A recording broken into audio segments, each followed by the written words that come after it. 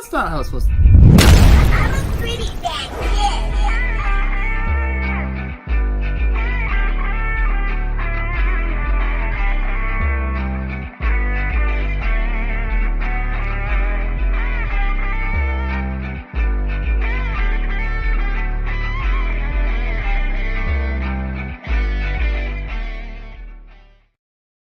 Ha ha!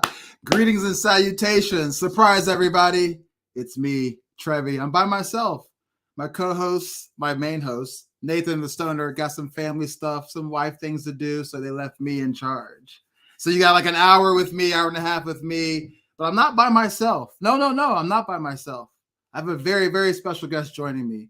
This man got me into this content creating game by putting words on a piece of paper on the computer and published it as an article. So I pretty much started from the bottom. Now I'm here doing live audio and video. So with no further ado, I'd like to introduce to you guys George Carmi. My guy, dude, what's going on? How you doing, man? I'm good, man. How are you? Thanks for joining me today on this impromptu solo show. I'm so happy. I'm so happy you invited me. So yeah, Trevor's nailed it, man. So I've known Trevor for a couple of years now. We both started from the bottom, and we both started from like writing articles. Really, it's not a lot of content, not a lot of followers kind of behind us. But Trevor's always good people. I'm glad to talk to him. It's just kind of fun talking sports, man. Thank you for inviting me on. I'm happy to be here, dude. Of course, man. Appreciate it. Let's see what we got in the chat today. We got Gus Bus here. We got Dougford's here. Michael's in the house, the code talker. Got some comments going already. Yeah, the Trev show. I don't know. We'll see how it goes. And then we got a comment here. Chase is going to be your newest Uber driver. Ooh, we'll get to Chase Young soon. Yeah, we're going to talk about him today for sure. Coming up on our broadcast today for the warm-up, we've got to talk about Jim Irsay comments on the Commanders' sale during the meetings, and also Jerry Jones comments for the said sale. And then coming up in the game, we're going to talk about OTAs. They just kicked off, I believe yesterday was day one. Mm-hmm. Yep. So we'll touch on based on that and see what else we expect from there. And then coming up in the cool down, I think a new site has come up for a potential Commanders' new stadium. And it's man, I like it too. So we'll touch on that, and anything else we got to talk about, we'll finish out the show with that. So let's get started with the warm-up. All right, George. Jim Irsay, Jerry Jones, the two most vocal owners in the league, pretty much. Yeah. When it comes to anything. We're on record, describing how the sale process is going. Jim Irsay has been said that it's going to take a little time. A lot of people are involved. The goal is by week 1, but after they're looking over stuff, they're not quite there yet. Yeah. And then you got Jerry Jones saying, hey, it's going to get done. Like a lot of people, it's going to take a lot of time because there's so many members in this ownership group, but it's going to get done. What are your thoughts on the owners' comments? Because it feels like Jim Irsay is kind of being a pessimist of it, and Jerry Jones being the optimist of it, which is really, really interesting. So what are your thoughts? So first of all, just so funny. Those guys are both characters in their own right. Like Jim Irsay is, out of his mind, former party owner, kind of going that direction. And then Jerry Jones is the moneymaker, right? He's basically he's got the heartbeat of the league. I think they're both right. I think what's going to happen is it's a matter of when, if, as opposed to if, right? It's like the deal will be sold. I think it's going to go down. But there's a great article, and I recommend everyone that's in the chat to kind of take a look at it. It's on The Athletic last night. I believe Daniel Kaplan wrote it with Ben Standing, and I wrote it, and it was very eye-opening to me. And the big holdup with the whole acquisition and the approval of the sale is the amount of stakeholders that are involved in the process. They're vetting all of them.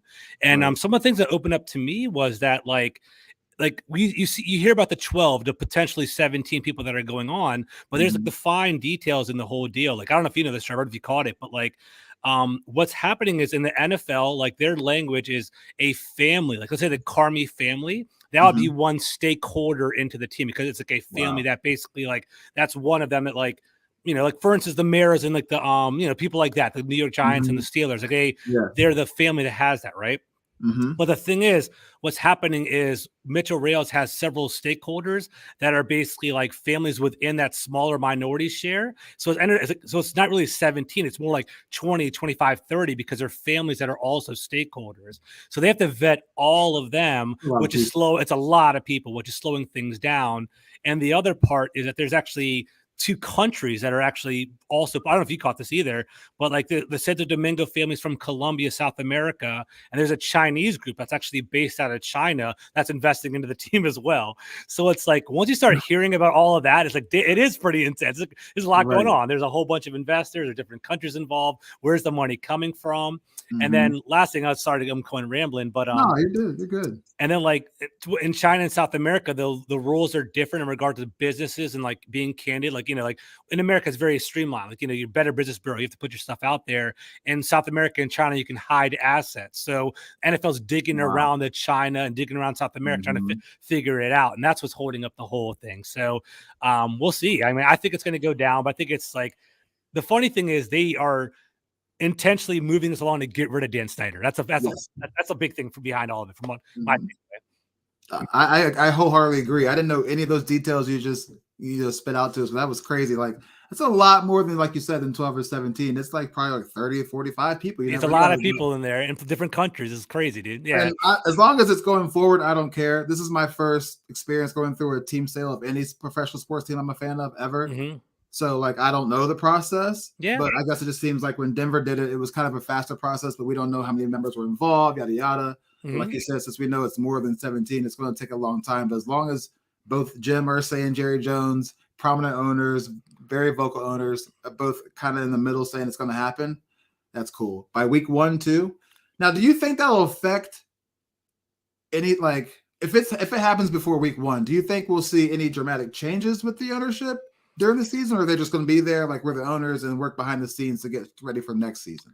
I think this whole year we're kind of on pause, like, to be honest with you, and people kind of somewhat in denial about that. Like, you kind of saw with free agency, and you kind of saw with like the big pictures. I think they are going to take like a wait and see approach. Like, we see it with Ron Rivera, we see it with the ownership. Like, from what I saw, that actual, like, the new owners can't even vote on these new policies. Like, at these league meetings, like Jason Wright's attending for the Snyders, but like, I think even he's not even allowed to vote right now. They're like having like Dan Snyder's lawyers being like the final say on all these little topics that are going on.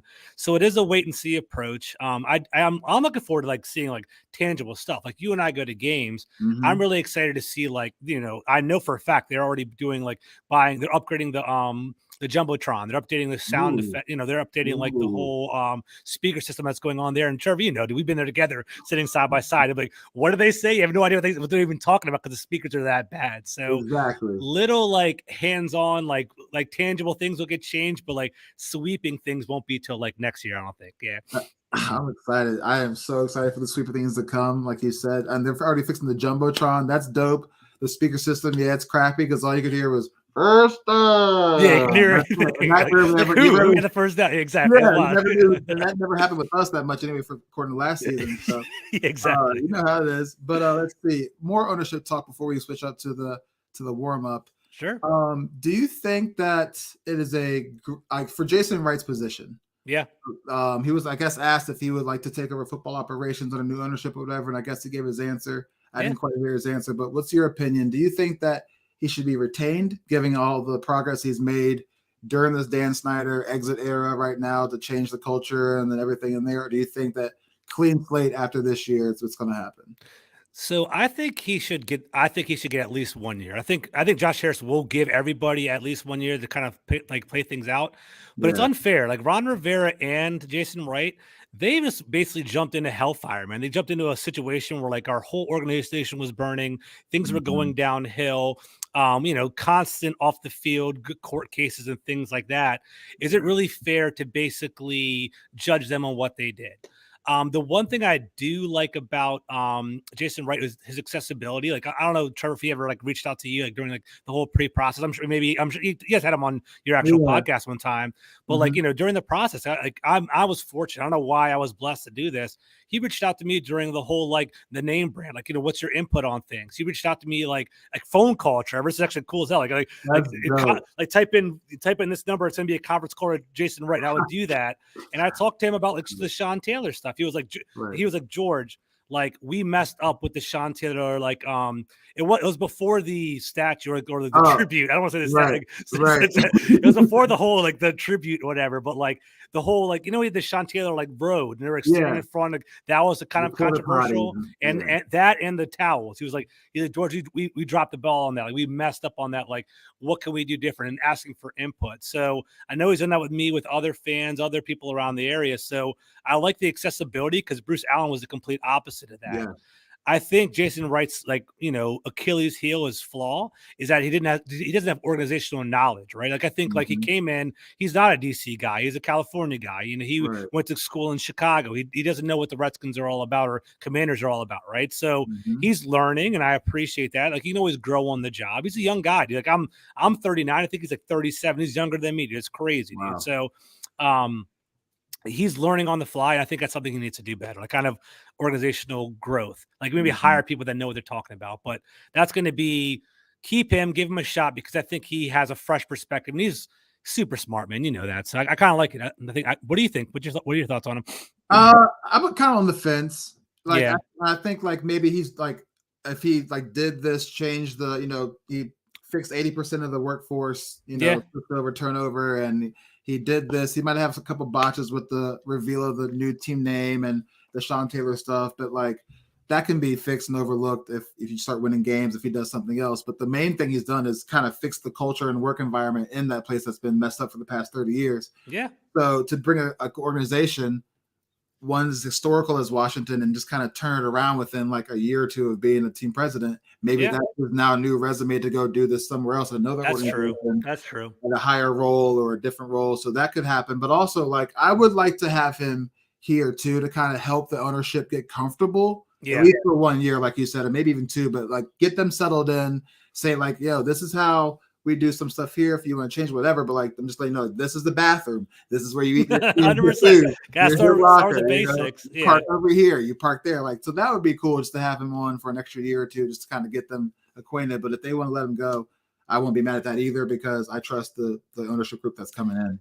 That's true. Like there's definitely 2 sides to it. I think he is going to be the ambassador that kind of ushers in the new organization. And like, I know he's part of the stadium talks and he's been part of those like diplomatic conversations and he's going to share that information with Josh Harris. So he's going to build that up. But like, on the same token, like, if they're going, Josh Harris is a smart guy. The best part, my favorite part about the whole Josh Harris group is the fact that they have professional experience. Like they have contacts, like, I don't know if I posted something about a week ago about like the new Jumbotron in New Jersey, like inside their new arena. And it's like, they have contacts for that. They have contacts for like the Jumbotron people and like, agents and things. They have all these different contacts within the industry. They could probably find someone pretty well off and pretty smart to basically take that position in DC. But, just for the respect to Jason and the just the kindness that he showed to me, I wouldn't mind seeing him for 1 more year to give it a shot. Cause like, I think everybody, your first year, your rookie season, you're going to struggle and hit some bumps. So he had a tough job here in DC. Yeah, but I'm excited. Dan Snyder's gone. Yeah, like I said before, I've never been a fan of Washington football without Dan Snyder as the owner. So this is about to be a whole new world for me. And probably a whole bunch of other fans too. So we'll see what's going on with that. Yeah. All right. Next up, we got the game coming up. We're going to talk about OTAs. I think they just started yesterday. Chase Young was not there. Montez Sweat was not there. Emmanuel Forbes was balling. Is he not balling? Sam Howell spinning good. I don't know, but we'll talk about it right after this message. Oh, I'm so new to this, you guys. I am so sorry. Here it goes. The game is brought to you by Pacers Running Stores. Pacers has 5 stores in Northern Virginia and DC. For the best running footwear, apparel, and gear, just stop by or schedule a virtual fitting with the best running experts in the business. Pacers Running exists to help as many people as possible through running. For every run, it's Pacers Running.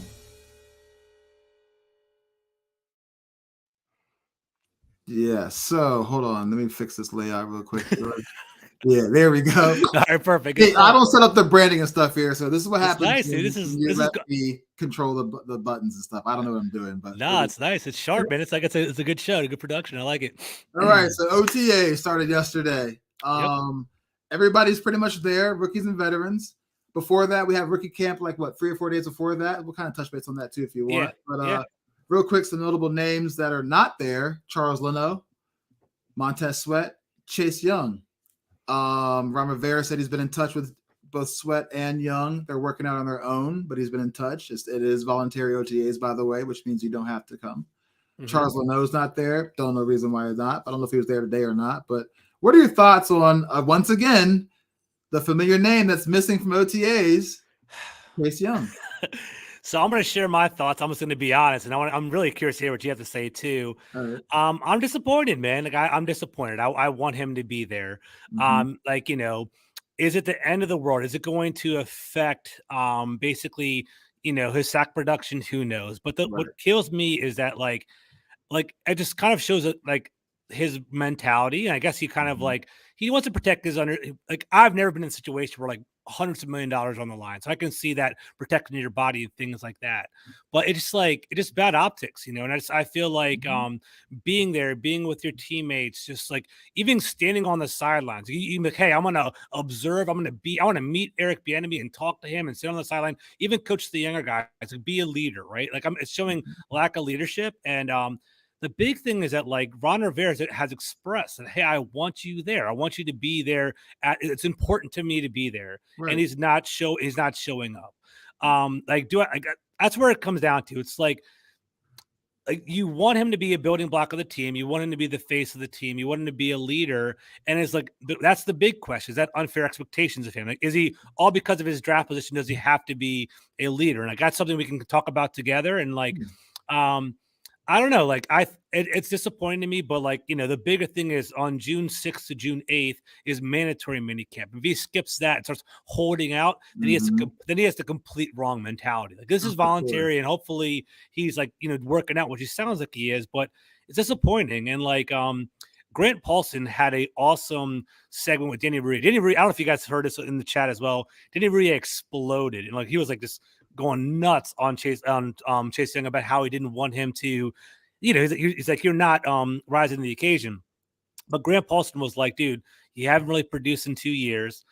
You missed training, you missed OTA a couple years ago. Mm-hmm. And then on top of that, when they questioned you about why you missed OTAs, you're like, I'm getting my money, dog. Like you kind of like had that, it was like it wasn't an apologetic perspective at all. So it's like, is this guy like immature? Is he truly bought into the team? Like, is there a deeper issue? And I honestly think there is. Like, I think there's some friction with Rivera and Young, and people deny that. I've heard some whispers from people that I talked to that there is some friction there. So I think it's bubbling up, and I don't want him to go to another team. I want best case scenario. Right. I want him to thrive and be that dude. I want him to be that dude. But it's like, come on, man. Like. If it was George Carmi, I'd be there. I promise you. For me, I've always been like a hard worker. Like I'll prove it to you that I deserve to be there. Like I don't see that from him, and that's like where maybe the disconnect is. Some people are like, he earns the right to not be there. But dude, for me, it's like if my boss told me to be there, I'm there like in a heartbeat. That's how I am built. Like that's where I see the disconnect. But what about you, dude? I feel the same. I think it goes beyond just working out. Like it's great that he's working out on his own. That's cool. Like I hope he is staying in shape. But it's more about that OTAs, like you said. And we'll get to Cam Curl here in a minute, but to branch off, Cam Curl's there participating in individual drills, but not team drills. We may touch on that in a second why, but he's there. And like you said, it's about building chemistry. Go talk to EB. What's he kind of expect from the defense, even though he's an offensive coach? Like, what's he expect to happen? Because we're a team. Go talk to new faces. Emmanuel Ford's a new face. Go talk to him. Yeah. The quarterback, what's going to help him out to be a ball hawk that we draft him to be? Go hang out and just build chemistry and continuity, and just like you said, on the sideline, lunch with people, get some dinner with people.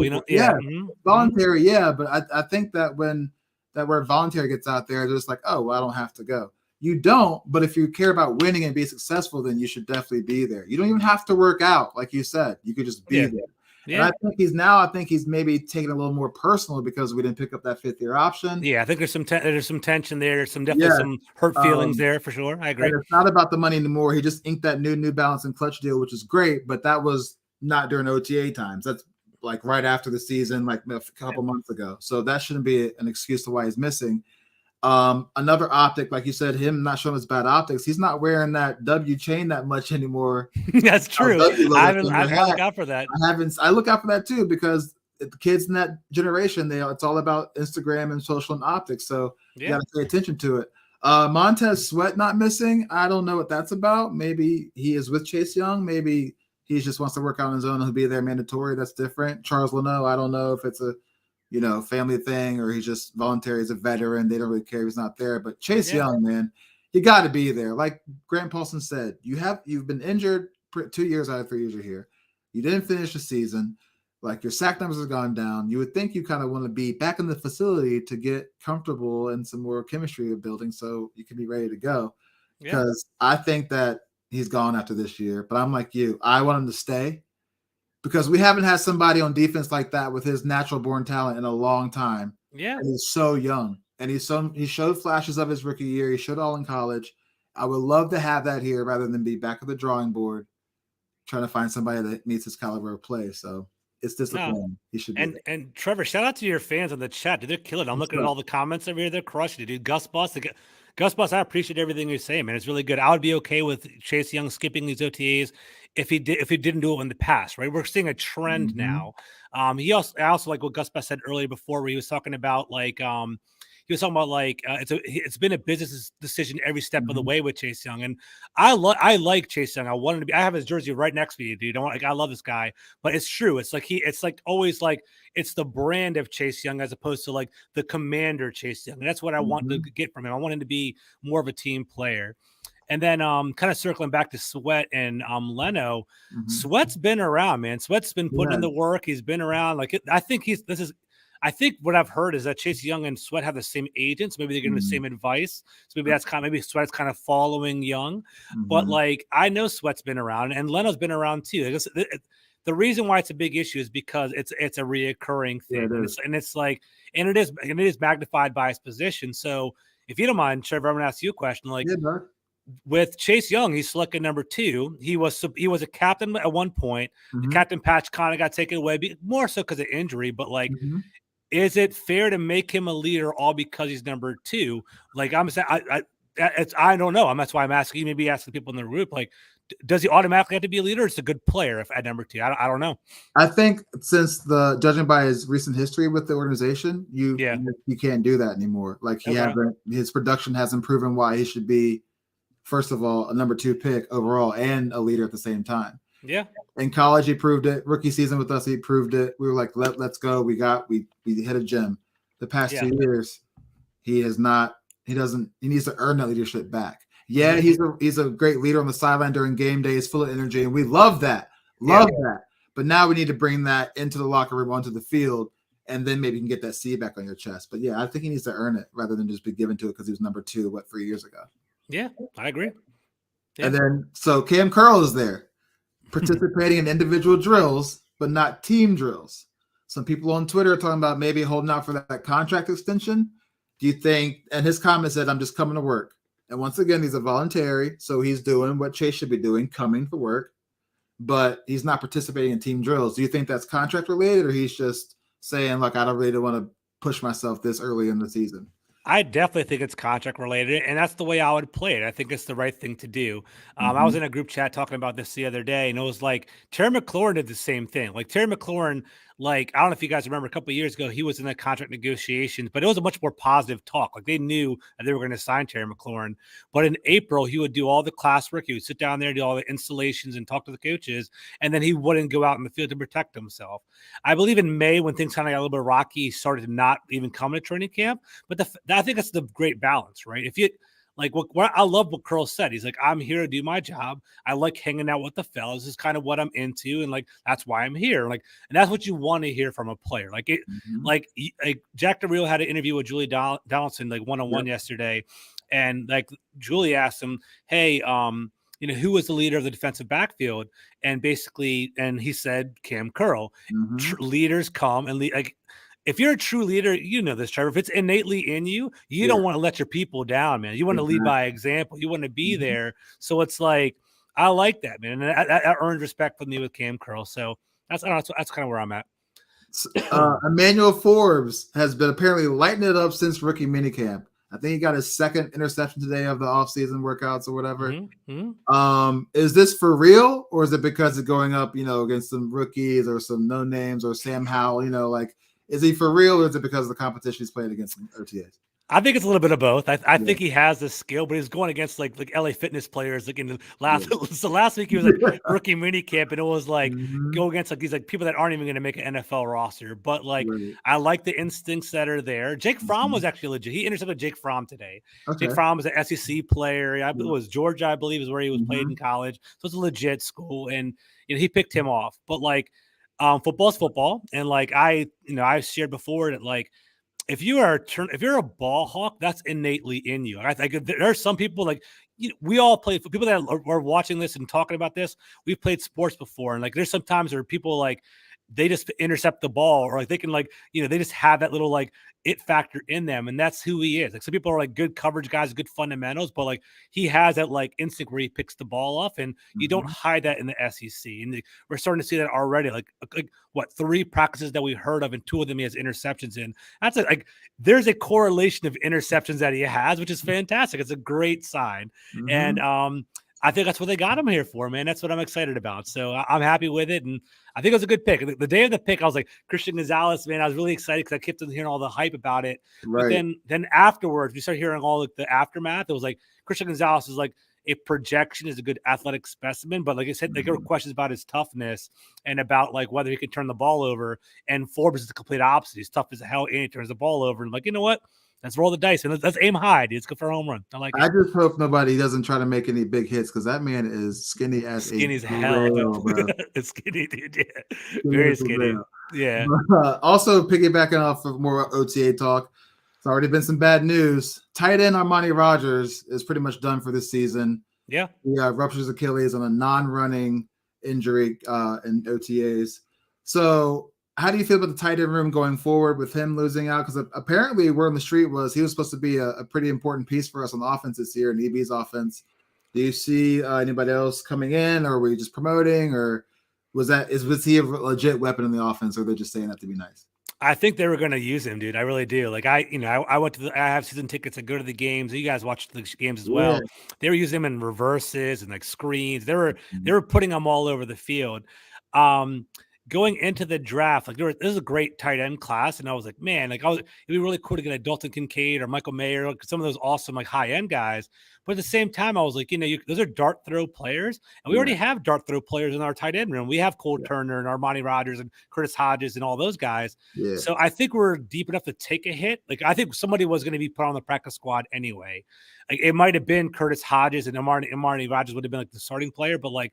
Luckily, we have a little bit of depth. We can kind of, see where Hodges is at, because Hodges is 6'8", if I remember correctly. He's a pretty big boy too. He's a big dude. So it's like I like the fact that we still have potential. Yeah. And now it's Cole Turner season, man. Let's see what happens, man. Like I like Cole Turner. I like him a lot. Like last training camp, he was dominating. So it's like if that's coming around, then I'm all about it, dude. It'd be cool. And the last note for OTA, Eric Bieniemy. We've seen screenshots, video. He's out there being active, vocal, running with the players, doing this and that.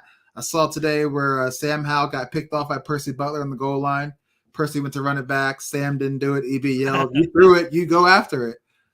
That's good to hear in OTAs. And I believe Michael RP from our Richmond Time Dispatch. Yeah. He tweeted that already in the second day of OTAs, coming out of the huddle for 7-7s and 11-11s, the huddle is faster and players are lining up faster than any past practices. This is day 2 of OTAs. Your thoughts on the impact of EB? Is this for real, or is this just camp smoke because we're Ashburn syndrome all the time? How great is this, dude? I love high accountability, man. Like I love this team. I hope it bleeds through from my conversations. And Trevor, like I love this team so much. Yeah, dog. I try to be objective with this team. And when people ask me, "Hey, George, how do you feel about it?" I'm trying to be as analytical and objective as I can. I'm happy with this because for years and years and years, we would have like Club J. We would have low expectations. We'd be very lax with the way we control our players, but like communicate with our players.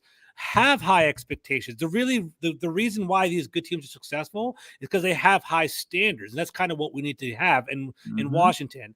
I don't know if you guys remember, but like a couple of years ago, the Patriots had like a joint practice with us, and after like 3 or 4 days, they canceled early because they're like, dude, like I don't want to practice with those guys. They're freaking. There's no music, there's no energy, it's low, and they weren't into it.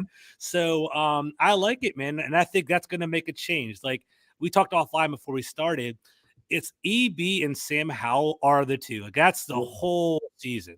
Yep. Our defense is going to have a high floor, and they're going to give us 500 ball. Like our defense is going to give us we're going to be a 500 team. But if our offense can click, and if EB can get rid of all the stupid penalties and make it simple for Hal, where it's like, you have 1-2 reads. If you don't have it, just run, or just something simple for him, that'll move the ball for us and we'll be okay. And I think the EB effect's legit. Yeah.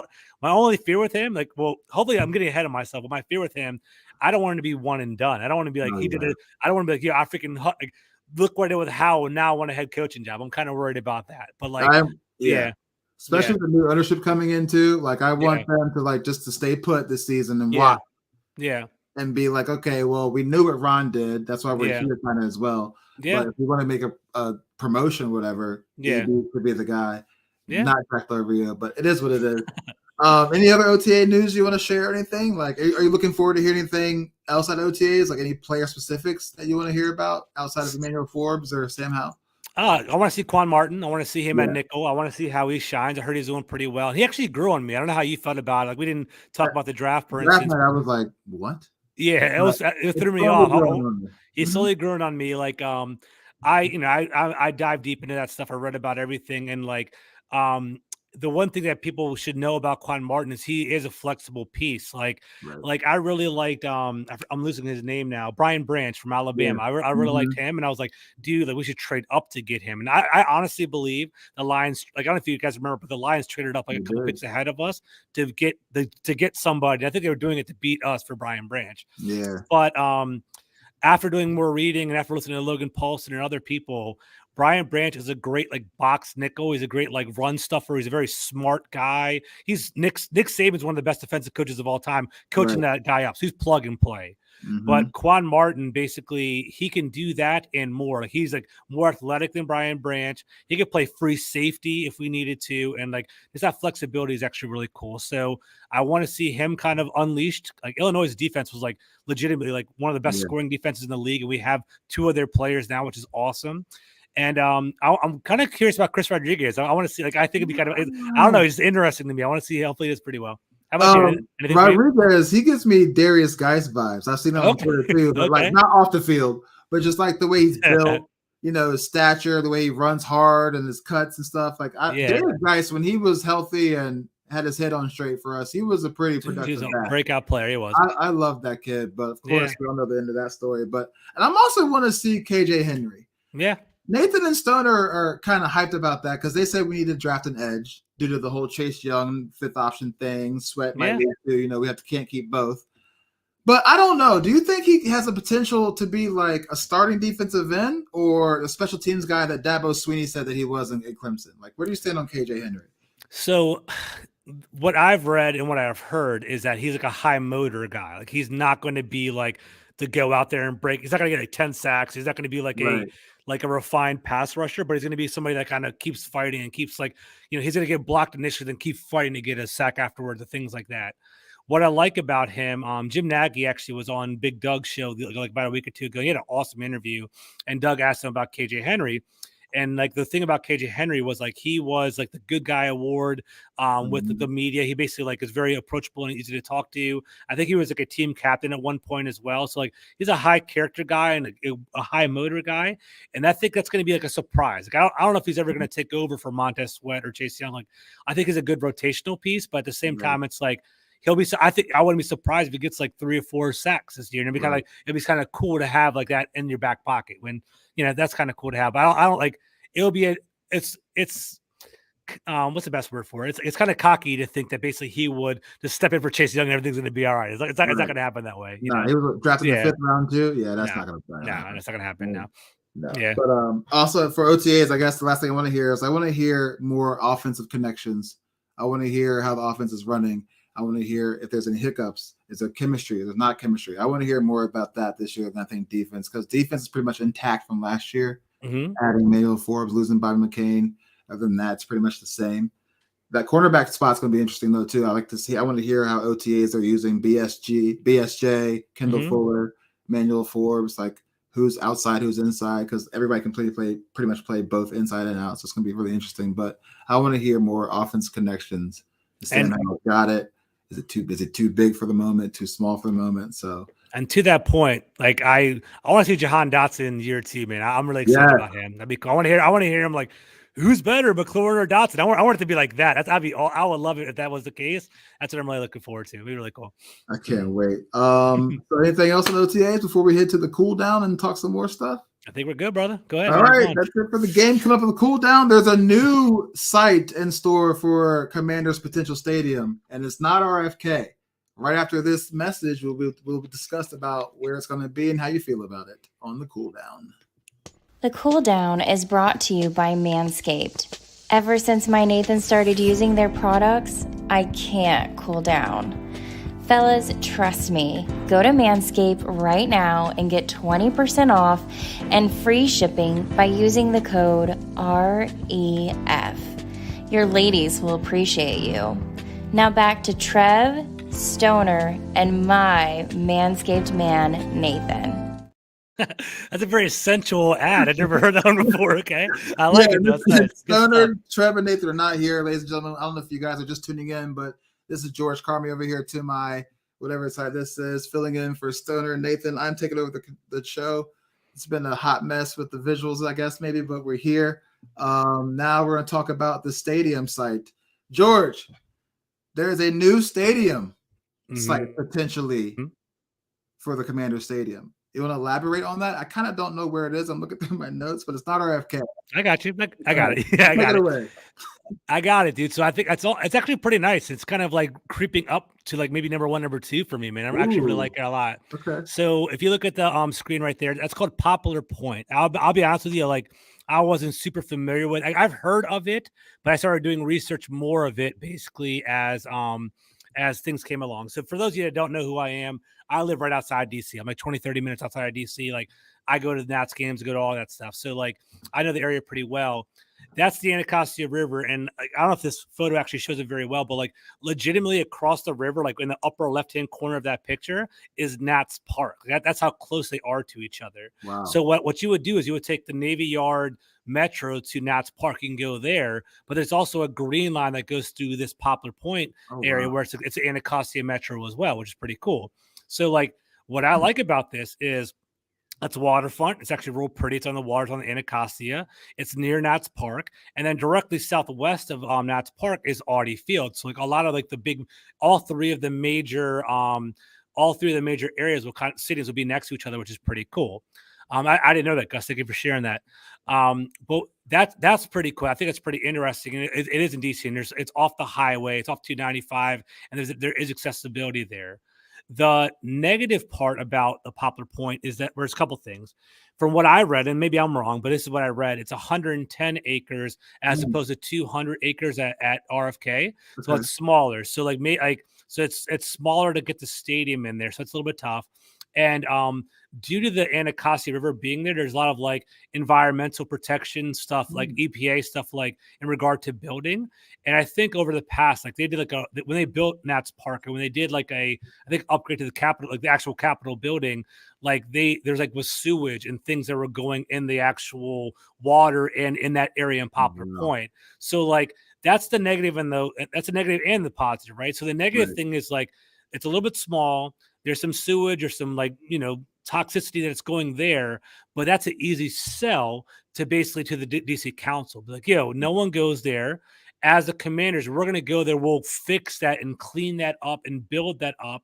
And because that part of that land is basically like unaccessible and nothing's there now, like let's build that little community that we're going to have, like where like the shopping centers and the restaurants there, because no one goes to that side of town. Like that's where like Berry Farms is, and like there's a couple other it's like that people that might accept that's southeast, and like it's nothing wrong with it, but like it's not developed there, it's underdeveloped there. So like they can develop that and build it up and make that more of an attractive part of going into that part of town. And I think it's fun. I would love it. I think DC's the heart of the team. I think like people complain about traffic. Well, you're gonna get traffic anywhere you go, Trevor. Like you're a Virginia guy. Like going down 95 South is a nightmare. Like I live in the belt. Like the people that like know what I'm talking about, 495, like Yeah. 495, the Capitol Beltway that goes around DC, Yeah. nightmare, dude. And it's like everywhere's gonna be a nightmare. It's East Coast, it's DC, man. So that's where it's at. I'm have to agree with you. I didn't know much about this site because I'm not from that area anyway, like you Yeah. said earlier. But I'm happy with this site too. Now that I got more info on it, like you said, it's close to Nats Park.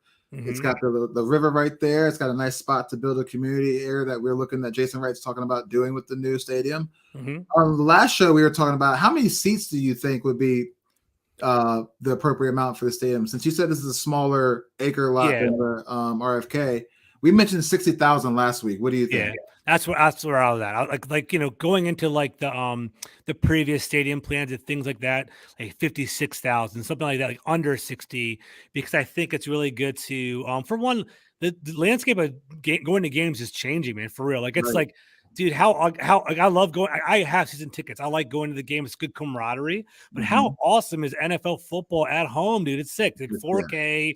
You're sitting there in your pajamas. You can get some buffalo wings. You can do instant replay. You can pause and go to the bathroom. It's awesome, dude. Like I have YouTube TV and free. You get dressed for free. You get like a 6-pack for like $10, $12. Like you're chilling. It's awesome. And then like YouTube TV. I have YouTube TV, and it's like they're offering a red zone. I'm not gonna do it because like I'm going to be gone for half the games anyway because I'm going to be at the stadium. It's expensive. It's like $400 for the year, but they're doing like they're doing quad games for like for YouTube TV. How sick is that? You get to watch 4 games at one time at your own house, and it's like, dude, that's the future of the league. So I think people are going to less people are going to start going to games. So it's better to build small. I think a retractable dome should definitely be there. And like it'd be kind of cool to build around it. And I don't know if we're going to talk about other potential sites, but like for me, RFK is the spiritual home. Jason Wright's always like got those big words. It's a spiritual home for the Commanders and Redskins. I like Poplar Point. I like National Harbor. And then for me, FedEx 2.0 right behind that. And like for me, like sorry for the Virginia fans. For me, I'm a Maryland guy, dude. So it's like then Virginia's like 4th for me. That's kind of where I'm at. I'll do like near Dulles is kind of behind all that. That's where I would go. I'm excited, man. I'm looking forward to that. It's not going to happen till what, like possibly 2031, dude. 2031. That's like 8 years away right now. It is 8 years. So like it stinks. It stinks that that's happening. But as a season ticket holder and not a rich one, man, I'm a blue collar middle class person. For me, I'm going to ride season tickets as long as I can, as long as I can afford it. Because I think once a new stadium comes, I want to get priced out. Like I think it's going to be really expensive. I think there will be private seat licenses. And for those of you that don't know what that means, like you have to pay like 15,000. Like I don't know if you know this, Trevor, but like a private PSL. Let's say it's like I'm like in section 107, row 10 or something like that, right? My seat, I'd pay $15,000 to even to buy season tickets. It's like my seat, and basically what happens is like I get first dibs on concerts. Like the cool thing is I get first dibs on concerts and stuff like that. But dude, like that's too much money, dude. I can't. That's a lot of money, dude. So it's too much. So I think I'll be priced out at that point. So hopefully they do enough upgrades to the stadium to make it fun and worthwhile. I can't wait. And it starts with the jumbotrons and the speaker system. It starts small, so that'll be cool with that. Hopefully no rails fall off on Jalen Hurts. No one gets killed. Okay, no water pipes bust and rain on somebody. So to kind of pivot away from the stadium, but stuff to do with the organization. Commander name talk again, man. It's back. They tried to file for the patent, didn't work. Yeah. Rumors have it, according to Pro Football Talk, that we might be in the market of changing our name sooner than later. I don't know how true that is. What are your thoughts on that? Did you know that it was going to be denied? Like I thought we were. No, you might even know more than me. Like, so I was on the road today and kind of bouncing around from job to job, and like I was getting like text messages here or there. So you're kind of filling me in a little bit, and I got to read up on it more. I don't know how serious the whole potential name change is going to be. Dude, for me, I'm personally over it. Like, I don't want to change the name anymore. Like, I understand, like, it might not be the favorite for everyone, but I think most names aren't necessarily the most great names in the entire world. I think, like, I don't know. For me, it was just tiring, man. And I don't think we're ever. There you go.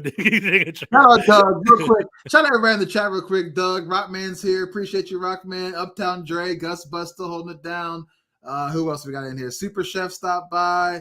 Some others I didn't name. Or appreciate you all coming in. Hit that like, subscribe button, please.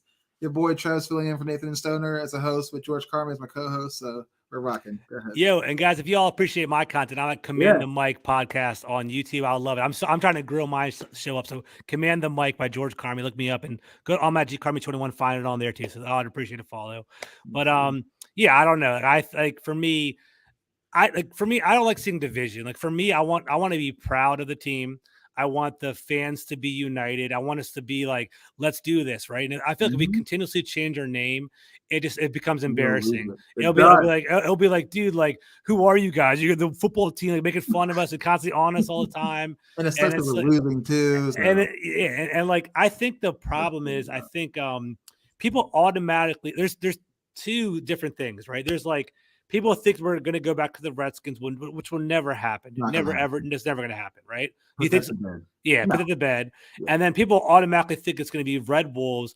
And I don't know if that's going to – I honestly think, dude, it's going to be like Hogs. It's going to be like Washington Hogs or Washington Red. So you like that. I like Commanders over Hogs, in my opinion. Like I don't know. Like I went to an event where Jason Wright spoke. It was called the Making the Brand like presentation, and he was like, "Hogs doesn't pull well with women. Like women don't want to wear pigs. That's true. Yeah, pigs and things on their bodies and all that kind of stuff. So maybe it doesn't go that way, but I don't know. What are your thoughts, bro? If we have to change the name, all I ask is don't involve us. Don't do it. Just come out and just say we are the robots. We are the sunflowers. Like I don't care, but don't involve us because that was such a long, drawn out process just to be on Good Morning America to be like we're the Commanders. Yeah. Who didn't even have a plan on how it was going to get revealed. That's crazy. So yeah, I hope this is just like something that can be put to bed and revisited later on. I didn't know we were filing for the patent already, but I guess you have to if you have a brand new name. I didn't read up on it. I just saw headlines. So honestly, I don't care. As long as we win games, that's what's more important to me. And I'd be surprised, Trevor, like from you, like they spent a couple years trying to figure all this out. That would be like the botch of all botches. If there's like, oops, like the name that we chose was we couldn't get it. Then it's like, dude, what the hell is what's going on, dude? Like, there were reports coming out saying that we couldn't get patents for names that we wanted already, so we went to Commanders. Apparently, that was a whole talking point, for like, So. So to go off the cool down, I'm not ready to go yet, George. It's been a while since we talked. Yeah, man. What are your expectations for this season coming up? We kind of chatted beforehand. Yeah. You mentioned mediocrity throughout the show. I've been on record saying 12-5. That's for real? Okay. Yeah, okay. I have. Okay. I don't know why, but I'm doing that again. I said 12-5 last year before that. But what are your thoughts on the upcoming season? And 12-5. That's vibes, dude. Okay, I like it. This is where I'm at. Don't kill me, fans in the chat. I think Washington's going to kind of hover around like 8-9. I think 8-9, 9-8, something along the lines of that. Scarlet Pumpernickel is a great name. I love that episode. It's awesome. Shout out what's up, bro? I like it.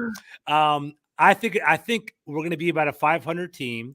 Yes. The biggest two games of the year are going to be the Seahawks game and the New York Giants game in November. And people are kind of overlooking that. And the reason why I say that is because I think we're going to be a competitive team. And if you want to make the playoffs, you have to basically beat playoff contenders, right? Yeah. And I think Seattle's going to be one, and I think the Giants are going to be one.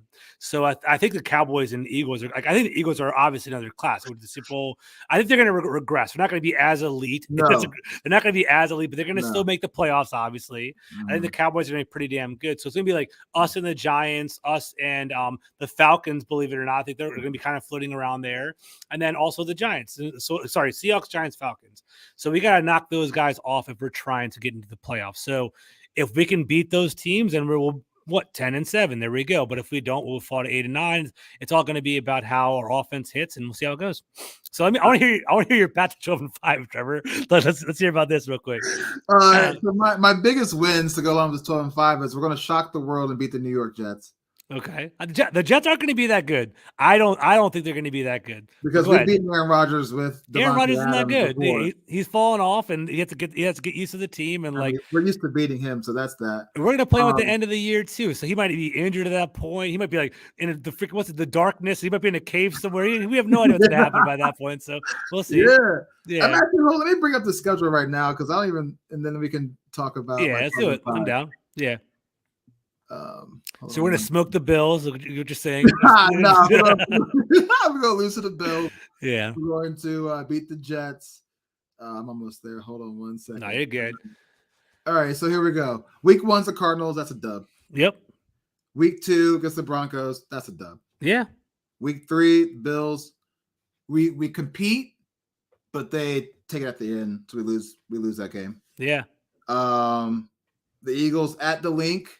We win because we did that. We're gonna win one against. I have one against the Eagles too, yeah. but yeah. I feel like exactly right. I feel like we always like surprise them in their own stadium and like break our hearts in our stadium. So I think that's gonna kind of be what goes down. Yeah. Yeah. So that's 3-1 right there.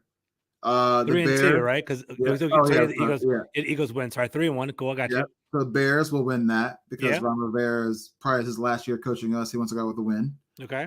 That's on Thursday night primetime. Remember the barn burner last year on Thursday night primetime? 6-9 or whatever else. Yeah, exactly. That's Carson Wentz's winning streak that started. He broke with a broken thumb. He that's how it all started. Right, Falcons, that's going to be tough. That should be a good game. I said win, but you kind of convinced me with with them being with us in like the competitive pool. Like we smoked them of past few years, but they got Bijan Robinson, Desmond Ridder, unknown, just like Sam Howell, unknown. They got Taylor Heineke, Old Faithful, back there in case Ridder messes up. Kyle Pitts, maybe he's going to get better. So they might surprise me. That's a dub, okay?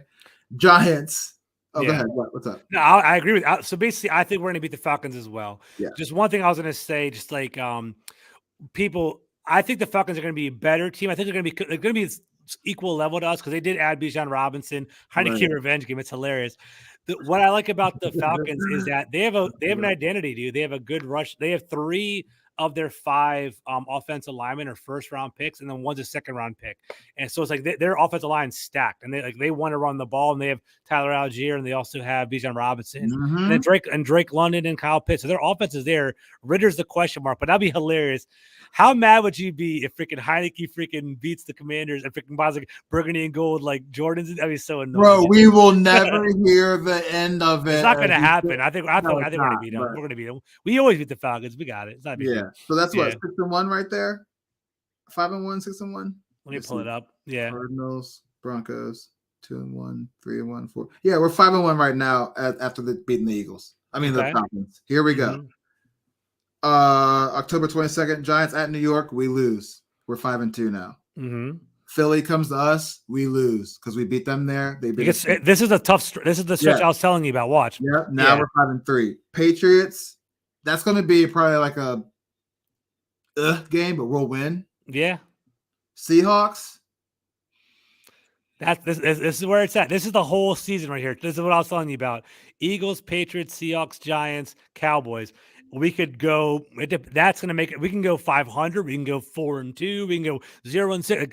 Whatever that happens there changes the whole season for us, in my opinion. So I agree with you. So we're at 6-3 right now with the Seahawks. I think I said dub, but I'm gonna say dub again. 7-3 against Seahawks. Giants, they beat us again. I think they probably beat us twice for some reason. Hopefully not. That'd be awful. I know that's our MO. We beat Cowboys on Thanksgiving because that's what we do. Dolphins, Tua, no offense. Is he healthy or not? We might be playing Skylar Thompson by then. We might be playing Tua. That really depends on Tua's health. But based off the history of Tua's health, we beat the Dolphins. We go to the Rams. The Rams beat us. Because that stretch is like you said, we go to Seattle, then we come back home and play against the Giants. Yeah. Then we got to go back out 4 days later to play on Thanksgiving to Dallas in the Midwest. And then we come back home December. And then we got to fly right across after LA. the ride to I LA. didn't even think about the distance. That's actually a great point. LA, and then we could lose that coming, and then we come back for Christmas Eve all the way across the country again up to where it's really cold in New York and play the Jets. So that could have an effect on the schedule as well. But we lose to the Rams, we beat the Jets, we come 49ers. We beat them because Brock Purdy was a one-hit wonder. We beat the Cowboys twice this year. Sam Howell's going to be 3-0 against Dallas. That'd be dope. That'd be awesome. Cowboy killer. Dude. I wouldn't mind that at all. So, I don't know if that's 12-5, but I lost count. But that's pretty much my prediction on the. So for me, I won't go through game by game, but for me, I have it on my phone right here. I have it an 8 and 9. Okay. But what I have is the biggest 3 games of the year is November 12th, Seattle. Yep. November 19th, the Giants, and then 4 days later against the Cowboys. Mm-hmm. It's like if we go 0-3 there go. That's a season for us. But if we beat Seattle and then we beat the Giants, and then dude, God forbid, we're going to burner and beat the Cowboys, dude. We're going to freaking playoffs. It's right there. It's right there. It's like we can't lose Seahawks, Giants, and then go play national game 4 days later. That would be really, really bad. So that's the biggest stretch of the year for me. And Gus Bus is asking, how do I have us getting swept by the Giants but beating a healthy Cowboys team at Dallas on Thanksgiving? Because that's what we do. We lose games that we're supposed to blow out and win, and then we beat teams that we're not really supposed to beat. Going back to the last game of the season, I wasn't expecting us to beat the Cowboys. They had something to play for. They could have rested their starters. They didn't, and Sam Howell came out and did his thing. So I don't know. It's just the kind of our MO of how that's why I picked that. But so question for you, because we're kind of freestyling right now anyway. Yeah, go ahead. So the NFL is expanding, right? There's like Black Friday games, there's Christmas games, there's exclusive playoff, like streaming games and stuff like that. Do you like that the NFL is expanding and kind of like, I would say I want to brainwash you or kind of be the witness. Do you think the NFL is doing a good thing by basically broadening their net? Yes and no. Okay.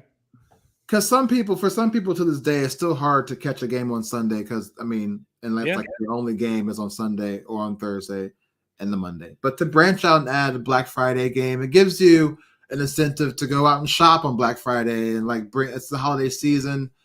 I think it's yes and no.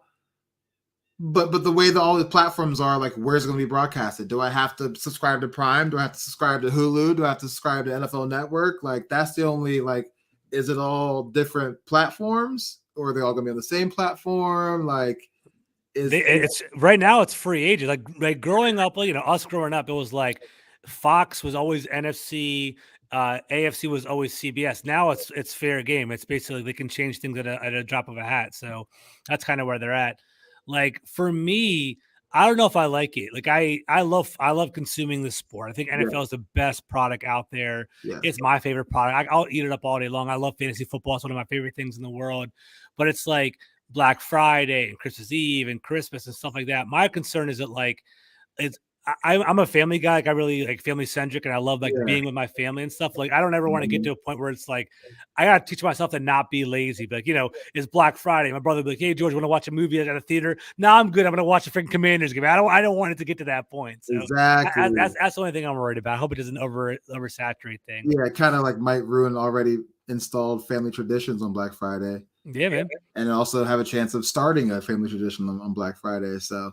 It is what it is. I think I'm going to end on this note. We're going to go back to the Ron Rivera talk right here. Let's say we start the season off 1-5. He loses that Chicago Bear game, and that's the 5th loss. We firing him mid-season? And if so, who do you promote? A lot of people say Jack Del Rio because he's been there before, interim head coach and regular head coach. A lot of people say EB because he's already the assistant head coach. Where do you stand? Do you fire Ron Rivera 1-5? And if you do, who do you promote? If Ron Rivera is, I'm a pro Ron Rivera. I'm not saying he's the best coach in the entire world, but I think this is the best setup for him. Right. He is not an X's and O's kind of coach. Ron Rivera's strength is building culture, is building a team, getting them to believe in you, and kind of building up some camaraderie. Yes. So I like the fact that he has a structure where Eric Bieniemy is a well-qualified offensive coordinator. Jack Del Rio is a well-qualified defensive coordinator. Him as a CEO is the best dynamic. So I like the way it's going down. If it's 1-5 and it's ugly and we're getting blown out, losing to the Bears are worst team in the league, number one overall pick on Thursday night. I think I don't want to say it, but you probably have to fire him, right? And then what I would do is you have to do Eric Bieniemy. The question is, that next level thinking is that fair to Bieniemy, right? Because he's never got a coaching job before. you do want to see him see what he is like and how he can lead the room. But the problem is he might also it's not a fair shot. Like he's taking Ron Rivera's. I'm an educator. I don't know if you guys. I'm a teacher. It's like taking his classroom and being the substitute teacher. Like you're trying to lead that classroom, but it's not yours. It's not your class rules. It's not your policies and stuff like that. Is that a fair assessment of him? I don't care about Jack Del Rio as a coach. I don't want to see that. He was a mediocre head coach, and what's the point of that? So you do want to give Bieniemy a shot, but maybe with the contingency that he gets another year afterwards, because it's not fair to basically put him on the fly, right? That's not fair. And so that's the way I look at it. So I don't know. What are your thoughts? I think you do fire Ron Rivera. What up, Uptown Dre? You said adios to me. Was Ron at 1-5. Oh yeah. Adios. I think saying adios in the chat. All right, whatever. I agree. I would agree too, man, because I'm with you. He's not the best coach of all time, whatever, but I am pro Rivera. I liked his ideas, what he's done to the team. His military style discipline, his down to business. He's also battled through cancer and the death of his mother and a lot of stuff. Name change, Dan Snyder leaving. This man has endured a lot in his 3 or 4 seasons as a Washington football head coach. So on that note, yes. But we're 1-5. It's got to go because it's proof in the pudding. We've had 7-win seasons, 8-win seasons. Never been 9, 10, 11. It's only been 7 or 8. And you're 1-5, which means we're going to end up with 7 or 8 again, or even 6. You got to go start fresh. Thank you for everything you've done. I guess you wanted to build a team, but we're 1-5. You got to go now. Also 1-5, and we keep Ron. We're 1-5 because we keep losing by 1 or 2 score games. Time for a quarterback change because we do have Jacoby Brissett, who we're paying $8 million to sit and hold a clipboard. Good job. It's a great job to have, right? Jesus. It is. Do you see any? I'm not gonna say 1-5, but let's just say we go on a slippery slope and Sam Howell struggles. Do you think we see what happened last year? As soon as somebody has a bad game, you say, "All right, sit down, you're next." Or do you think that we just let Sam Howell grow? Or do you think we'd be like, "Hey, we got Jacoby. He's done some things in Cleveland and Indianapolis. Let's see what he does." What do you stand on that on the slippery slope for quarterbacks here? First of all, I sure as hope not that they pull the cord on Sam Howell early, right? I think you have to give him a leash. If it's 1-5 and it's 1-6 and he's the one that's looking awful and he's the one looking bad, and he's the one costing the team, you do have to give Jacoby Brissett a shot. But in a dream world, you want Sam Howell starting all 17 games, and at least producing a high floor. That's what you want from him. It's something to build off of. Mm-hmm. The problem with Brissett playing is that, I think Gus kind of alluded to it in the chat, is you start raising up the win percentages, and it hurts you in the draft process. What are you really trying to do? You don't want to be in the middle anymore. Mm-hmm. But I don't think they're built that way. If Rivera's the coach, he's not going to he's going to try to win every single game that he's out there. Yeah. He's built that way. Mm-hmm. So I think you do have to put Brissett out there at some point. But maybe it works. Maybe it's Howell's 1-5, Brissett a couple games, and Howell gets his feet underneath him again and give him one more shot. Right. We're not going to have a future with Brissett. Brissett's a one and done, or hopefully one and done.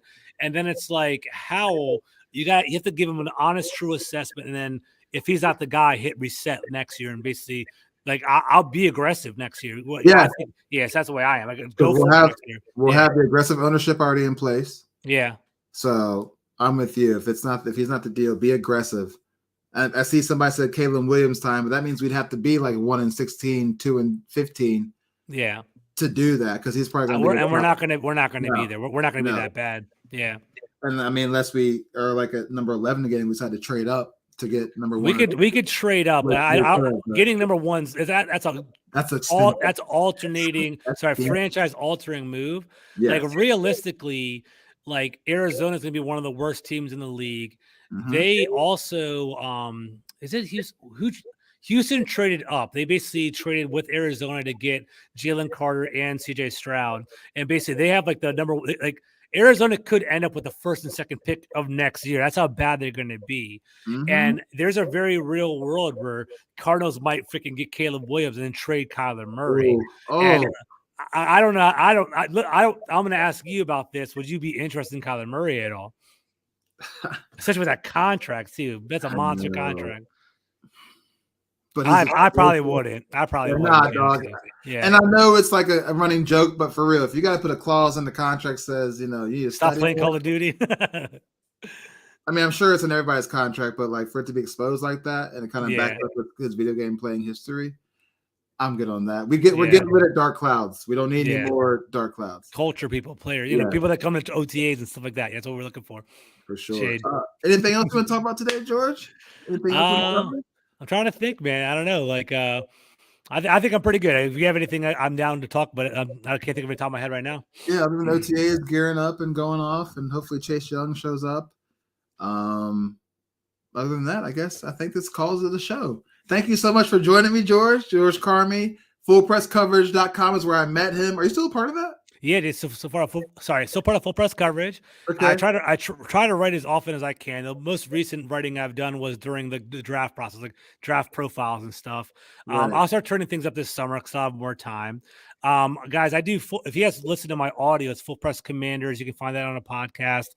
Command the Mic is my YouTube channel. I'm trying to grow that up, and I'll be doing I do a weekly podcast on Tuesdays. Definitely check me out. And I'll be at the games too, so I can do a little YouTube shorts. Got to record those sidelines and stuff like that. So definitely check me out at George Carmi 21. I'll follow you back on Twitter. Hit me up, guys. Appreciate it. That's what's up, George. I really I'll get this down 1 second. I really appreciate you jumping on with me today and on this journey of being a solo host on the Rep the District podcast. Dude, anytime, dude. So for those of you listening, Trevor's a good people. Like I met him before. I've known Trevor for years. He's my brother, dude. So whenever you need me, Trevor, I got you, man. I'm glad to be here. It's awesome. It's a lot of fun. I appreciate you for accepting the request and jumping on here with me, man. And this is not the last time. You'll come back with Nathan Stoner here too. Like we're gonna have you on more often. It's going to be a bright future for Commanders content here. So I guess that's it, guys. Thanks for tuning in. Like and subscribe this in your own time, place, wherever you are watching this, listening to this. Appreciate it. But until next time, be a fan. Oh, my God.